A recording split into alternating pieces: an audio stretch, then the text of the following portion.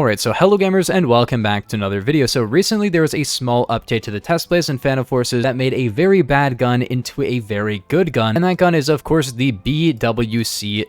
Now this gun is divided into two versions, the old one and the new one. And I'll just talk about the stuff that they changed. So first off, they increased the minimum damage up to 20 from 16, so way better. The headshot multi has also been increased and it got a torso multiplier. So now it can two-shot kill to the head, and I think it has better range as well. Yes, it does by quite a bit. Wow. It has over double the max damage range, which is really good. So better range, better damage, better headshot damage. This gun has become a lot better. The downside, but also like a fair enough downside, is that this gun now fires a little bit slower. And you're probably like, what? Why would you add that? Basically, this gun used to have 1200 fire rate, which was way too much for a semi-auto gun. I basically encourage people to use an auto clicker because you can't really click at 20 clicks per second unless you're an insane Minecraft player. 800 RPM is still as fast as the M16A3. So this is a very fast firing semi-auto gun with a great 2-hit kill range, pretty good 3-hit kill range. And the funny thing is it still has an extended mag, which will increase the size of your mag like in terms of what it looks like, but it actually doesn't have any effect on your stats. It will actually affect all of your handling stats, which is funny, but don't use that of course. And apparently they've lowered the recoil as well. The recoil on this gun feels really weird. It has a lot of kick,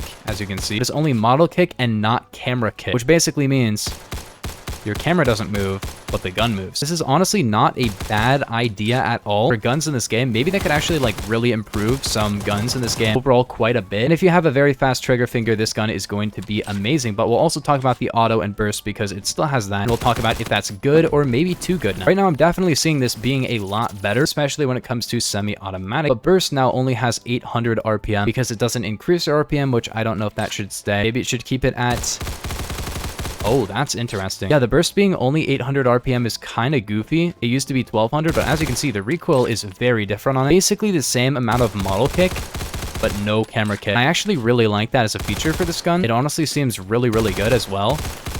Honestly, that does not seem bad. It doesn't really fire as fast as I was hoping it would, but I mean, I think this doesn't affect your damage, which sounds a little bit too broken. I'm not gonna lie, like that's really good. So you still have the same range, damage, and everything, so this becomes a pretty good burst fire SMG with great damage overall, especially over range, a great headshot multi, and a torso multi, so probably the ability to 3-hit kill to like 75 studs, which is really, really good. I don't think this will make it broken, but I do think that burst should definitely have some downsides to it. Not gonna lie, this will definitely make it, if you're not using burst, I mean, there's really no reason to not use burst unless you have a great trigger finger, but I do think that semi-auto should have an advantage over the burst, but let's be real, it doesn't matter what they give it, nobody's gonna really want to use the semi-auto. If I can use it with a burst, I'll use it with a burst, even if it has downsides. I don't really like using semi-auto guns if they're not that powerful, you know? It's not a DMR, it's just different. But next up we have automatic. Now automatic is only 600 RPM, but as you can see, once again, recoil is only model and not camera. I'll show you guys what the old one was like with the recoil, because I don't think they changed the old recoil, which is cool because you actually get to see what the old recoil was like. But if you look at the old recoil, we'll just run like a sight, the burst conversion.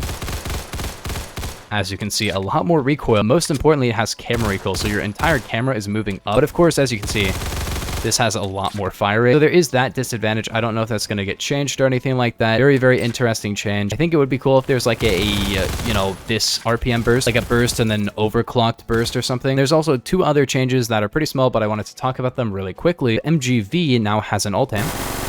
Pretty cool. If you guys haven't seen the MGV, very, very interesting gun. I won't get into what it does, but make sure to watch my video on it from the last couple of days. The other change that's pretty interesting is the new reload animation on the PP2000. Very, very cool. It is a reload modeled by Lido, who's like the guy who originally made this game, as you can see. Very, very cool. This new reload is really cool. Basically like a mini G36 reload. Way better than the old PP2K reload. Nobody's gonna miss that old one. This one is great. And I would love to see more reloads like it. I think it's really, really good. It just feels like really high quality. I don't know. Anyways, gamers, if you guys did enjoy, make sure to like and subscribe if you're new, but I will see you guys in the next one. Peace. You'll die eventually. I have 1,000 bullets.